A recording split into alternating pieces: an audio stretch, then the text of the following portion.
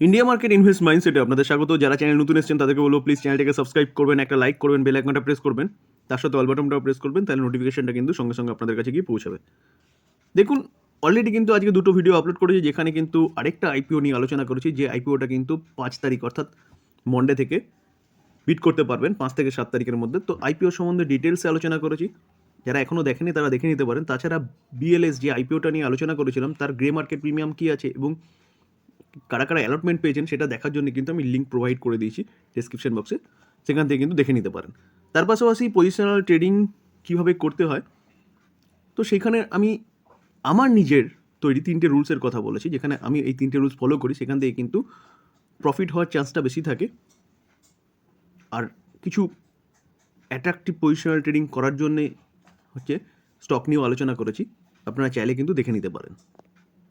এখন একটা কোম্পানি নিয়ে আলোচনা করব, যেই কোম্পানিটা কিন্তু হাইড্রো ইলেকট্রিক হচ্ছে রিনিউয়েবল সেক্টর নিয়ে কাজ করে। তো সেই জায়গায় দাঁড়িয়ে কিন্তু এই কোম্পানিটা, যেই কোম্পানি নিয়ে আমরা আলোচনা করতে চলেছি, সেই কোম্পানিটার কিন্তু ভালো আপসাইড পোটেনশিয়াল আছে, কারণ রিনিউয়েবল সেক্টরে প্রতিকটা কোম্পানির ভালো আপসাইড পোটেনশিয়াল আছে। তো আমরা কোম্পানিটা নিয়ে আলোচনা করব ডিটেলসে, কোম্পানিটার ফান্ডামেন্টাল কী আছে, কোম্পানিটার বিজনেস মডেল কী আছে, সব নিয়ে আলোচনা করব। একটু ধৈর্য সহকারে দেখতে হবে। চলুন কোম্পানিটার ফান্ডামেন্টাল দেখে নিই। আমরা যদি কোম্পানিটার রিজার্ভ দেখি, দেখুন রিজার্ভ দেখলে দেখা যাবে কোম্পানিটা 5 বছর আগে কীরকম ছিল, 19,100, 19,900, সেটা বেড়ে গিয়ে দেখুন 21,600, 21,600, 23,400, 23,400টা কত, 25,300। তো কোম্পানি কিন্তু যথেষ্ট রিজার্ভ আছে এবং রিজার্ভটা কিন্তু কন্টিনিউয়াসলি বাড়ছে। দেখুন লং টার্ম বোরোয়িং দেখলে দেখা যাবে লং টার্ম বোরোয়িং আছে 25,000 করোড়। বলে রাখি, দেখুন এটা হচ্ছে PSU company, government base company. তো এই কোম্পানিগুলোর বোরোয়িং নিয়ে অতটা মাথা ঘামানোর কোনো দরকার নেই। আমরা যদি কোম্পানিটা শর্ট টার্ম বোরোয়িং দেখি, দেখুন শর্ট টার্ম বোরোয়িং দেখলে দেখা যাবে কত, 2800 করোড় কোম্পানিটার কাছে শর্ট টার্ম বোরোয়িং রয়েছে। আমরা যদি কোম্পানিটা ক্যাশ অ্যান্ড ক্যাশ ইকুইভ্যালেন্ট দেখি, দেখুন ক্যাশ অ্যান্ড ক্যাশ ইকুইভ্যালেন্ট দেখলে দেখা যাবে কোম্পানির কাছে 638 করোড় ক্যাশ রয়েছে। তো কোম্পানির যে ব্যালেন্স শিট আছে সেটা কিন্তু ঠিকঠাক আছে, কোম্পানির কাছে যথেষ্ট রিজার্ভ রয়েছে এবং কোম্পানিটার কাছে ক্যাশও মোটামুটি রয়েছে। দেখুন বোরোয়িং আছে অনেকটাই, লং টার্ম বোরোয়িং এবং short term borrowing. Government base company চিন্তাভাবনা করার কোনো দরকার নেই, কারণ যা চিন্তাভাবনা করবে গভর্নমেন্ট করবে বোরোয়িং নিয়ে। দেখুন রিনিউয়েবল সেক্টর নিয়ে গভর্নমেন্ট কাজ করছে কত থেকে, 2020 থেকে। 2020 থেকে কিন্তু অ্যাক্টিভলি কাজ করছে। তো গভর্নমেন্ট লক্ষ্যমাত্রা রেখেছে 2050-এর মধ্যে 50% হচ্ছে রিনিউয়েবল সেক্টর থেকে পাওয়ার জেনারেশন করার। তো ভবিষ্যতে কিন্তু কোম্পানিটা ভালো করতে পারে, এটা মাথায় রাখবেন, ঠিক আছে। দেখুন আমরা যদি কোম্পানিটার 5 বছরের রেভিনিউ দেখি 5 বছর আগের থেকে, তাহলে 9,000 ছিল, 9,700, 9,600 ফ্ল্যাট টাইপের ছিল। তারপরে দেখুন 9,300, এটা একটু নিচে এসেছিল।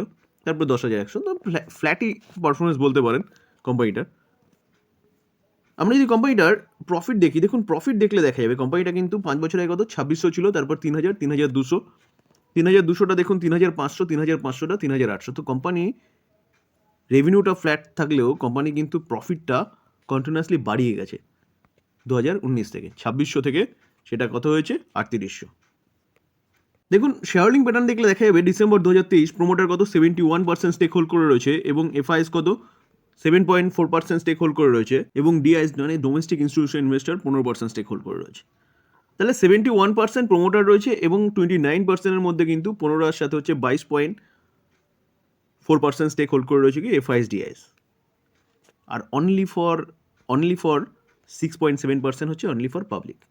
তো আমি সবসময় বলি যেই কোম্পানিতে পাবলিক কম থাকবে এবং এফআইএস ডিআইএস এবং প্রোমোটার বেশি থাকবে, সেই কোম্পানির কিন্তু হেলদি কোম্পানি বলা চলে। দেখুন আমরা যদি প্রোমোটার হোল্ডিং দেখি, দেখুন central government of India 70%, 70.95% stake hold করে রয়েছে কে, গভর্নমেন্ট প্রেসিডেন্ট অফ ইন্ডিয়া, ঠিক আছে। তাহলে আমি যেটা বলছিলাম যে কোম্পানিটা হচ্ছে পিএসইউ কোম্পানি, সেন্ট্রাল গভর্নমেন্টের কোম্পানি। তো বোরোয়িং নিয়ে অতটা মাথা কামানোর কোনো কারণই নেই, কারণ গভর্নমেন্ট এখন রিনিউয়েবল সেক্টর নিয়ে কাজ করছে। আর রিনিউয়েবল সেক্টর নিয়ে যতগুলো কোম্পানি কাজ করছে, আজ টাটা পাওয়ার বলুন, আদানি পাওয়ার বলুন, প্রতিকটা কোম্পানির কিন্তু ভালো বোরোয়িং রয়েছে। কেন রয়েছে? কারণ বিজনেসটাকে বাড়াতে হয় বস, বিজনেসটাকে বাড়াতে গেলে তো বোরো করতেই হবে মার্কেট থেকে। আর এই বিজনেসের কিন্তু দম আছে, সামনে ভবিষ্যতে কিন্তু এই বিজনেস খুব ভালো চলবে। দেখুন আমরা যদি ইনস্টিটিউশন ইনভেস্টার দেখি, তাহলে ইনস্টিটিউশন ইনভেস্টার দেখলে দেখা যাবে 8.17% স্টেক হচ্ছে মিউচুয়াল ফান্ড রয়েছে, যেখানে কটা মিউচুয়াল ফান্ড, 25টা মিউচুয়াল ফান্ড রয়েছে। আইসিআইসিআই মিউচুয়াল ফান্ড 2.5%-এর উপরে স্টেক হোল্ড করে রয়েছে। দেখুন সিপিএসসি এক্সচেঞ্জ ট্রেড স্কিম 2.5%-এর কাছাকাছি স্টেক হোল্ড করে রয়েছে এবং এইচডিএফসি যে মিউচুয়াল ফান্ড তারাও কিন্তু 1% উপরে স্টেক হোল্ড করে রয়েছে। দেখুন foreign portfolio investor 7% stake hold করে রয়েছে, 240টা ফরেন পোর্টফোলিও ইনভেস্টার রয়েছে। আমরা যদি ইন্স্যুরেন্স কোম্পানি দেখি, দেখুন ইন্স্যুরেন্স কোম্পানি 4.5% উপরে স্টেক হোল্ড করে রয়েছে, 18টা ইন্স্যুরেন্স কোম্পানি রয়েছে। এলআইসি একাই প্রায় 3%-এর কাছাকাছি স্টেক হোল্ড করে রয়েছে। এসবিআই লাইফ সেটাও কিন্তু 1% উপরে স্টেক হোল্ড করে রয়েছে। তো এতগুলো ডোমেস্টিক ইনস্টিটিউশন রয়েছে, কেন রয়েছে? কোম্পানিটার মধ্যে দম আছে, এই জন্যই রয়েছে। আমরা কোন কোম্পানি নিয়ে আলোচনা করছি? এনএইচপিসি, এই কোম্পানি নিয়ে আলোচনা করছি। দেখুন লাস্ট দিন দেখলে দেখা যাবে কোম্পানিটা কিন্তু 10%-এর ওপরে একটা আপসাইড মুভমেন্ট দেখিয়েছে। আমরা যদি কোম্পানিটার এক মাসের রিটার্ন দেখি, দেখুন এক মাসে কোম্পানিটা কিন্তু 46% হচ্ছে দিয়েছে, প্রফিট দিয়েছে। আমরা যদি 6 মাসে দেখি, 6 মাসে কোম্পানিটা কিন্তু টাকা ডবল বানিয়ে দিয়েছে। আমরা যদি কোম্পানিটার এক বছরের রিটার্ন দেখি, দেখুন এক বছরে 145% রিটার্ন দিয়েছে, ভাবতে পারছেন? আমরা যদি কোম্পানিটার 5 বছর রিটার্ন দেখি, দেখুন 329% কিন্তু রিটার্ন বানিয়ে দিয়েছে কোম্পানিটা। আমরা যদি ম্যাক্সিমাম চার্ট প্যাটার্ন দেখি, তাহলে ম্যাক্সিমাম চার্ট প্যাটার্ন দেখলে জিনিসটা আপনি পুরো বুঝতে পারেন। দেখুন ম্যাক্সিমামে কত 186% রিটার্ন বানিয়ে দিয়েছে। কবের থেকে? দেখুন কোম্পানিটা মোটামুটি 2009 থেকে হচ্ছে মার্কেটে আছে। তো 2009 থেকে কোম্পানিটা এরকম রিটার্ন দিয়েছে। আগে কোম্পানিটার বিজনেসে কোনো দম ছিল না, কোম্পানিটা ছিল ওয়েলথ ডিস্ট্রয়ার। এখন কোম্পানিটা দেখুন চার্ট দেখলে বুঝতে পারবেন যে কোম্পানিটা 2020 পর থেকে উপরে উঠছে। কেন উঠছে? কারণ গভর্নমেন্ট কিন্তু 2020 পর থেকেই হচ্ছে রিনিউয়াল সেক্টর নিয়ে কাজ করছে। আর এই কোম্পানিটা কিন্তু রিনিউয়াল সেক্টরের one of the best player বলতে পারেন। মার্কেট ক্যাপ রিসেন্টলি কোম্পানিটা কিন্তু 1 লাখ করোড় হচ্ছে ক্রস করেছে। দেখুন আমি সবসময় বলি যে কোনো কোম্পানিতে ইনভেস্টমেন্ট করার আগে তার বিজনেসটাকে অবশ্যই দেখতে হবে। চলুন আমরা কোম্পানিটার বিজনেসটা দেখি যে কোম্পানিটা কীরকম টাইপের বিজনেস করে। রিনিউয়াল সেক্টরে তো বিজনেস করে, ঠিক আছে, চলুন একটু ডিটেলসে দেখে নিই। দেখুন এনএইচপিসি যে কোম্পানিটা, সেই কোম্পানিটার ফুল ফর্ম হচ্ছে national hydro electric power corporation. তো কোম্পানিটা কিন্তু হাইড্রো ইলেকট্রিক পাওয়ার হচ্ছে জেনারেট করে। কোম্পানিটা কবে থেকে কাজ করছে? 1975 থেকে হচ্ছে কোম্পানিটা কাজ করছে। তাহলে আমরা দেখলাম কোম্পানিটা কিন্তু প্রথম থেকে হাইড্রো ইলেকট্রিক পাওয়ার নিয়ে কাজ করছিল। তাহলে কোম্পানিটা এতদিন কেন আপসাইড মুভমেন্ট দেখায়নি?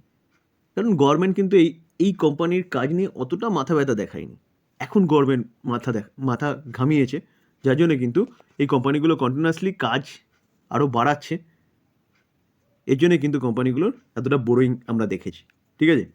কারণ গভর্নমেন্ট কিন্তু লক্ষ্যমাত্রা রেখেছে 2050-এর মধ্যে 50% পাওয়ার কিন্তু এখান থেকে উৎপন্ন করবে। আর 70-এর মধ্যে কিন্তু টোটাল হচ্ছে কার্বন ফ্রি ভারতবর্ষের কথা বলছে, যেটা কিন্তু আমরা এই বাজেটেও লক্ষ্য করতে পেরেছি।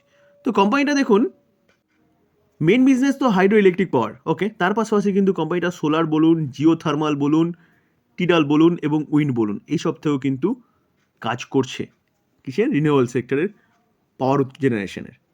তাহলে কোম্পানিটার বিজনেসটা কিন্তু এখন টোটালি চেঞ্জ হয়ে গেছে, যার জন্য কিন্তু কোম্পানিটা এতটা আপসাইড মুভমেন্ট দেখিয়েছে লাস্ট 3 বছরে। তো সেই জায়গায় দাঁড়িয়ে স্যার এই কোম্পানি নিয়ে কিন্তু চিন্তাভাবনা করতে পারেন লং টার্ম ইনভেস্টমেন্টের জন্য। আপনি এই কোম্পানিটা কিন্তু আরামসে আপনি কিন্তু 10 থেকে 15 বছর, 20 বছর, 25 বছর ইনভেস্টেড থাকতে পারবেন। কারণ এই কোম্পানিগুলোর যে রিনিউয়াল সেক্টর যতগুলো কোম্পানি আছে ততগুলো কোম্পানিগুলোর কিন্তু ভালো ভবিষ্যৎ রয়েছে। কারণ গভর্নমেন্ট এই কোম্পানিগুলোকে নিয়ে কাজ করছে বা রিনিউয়াল সেক্টর নিয়ে কাজ করছে, তার জন্য।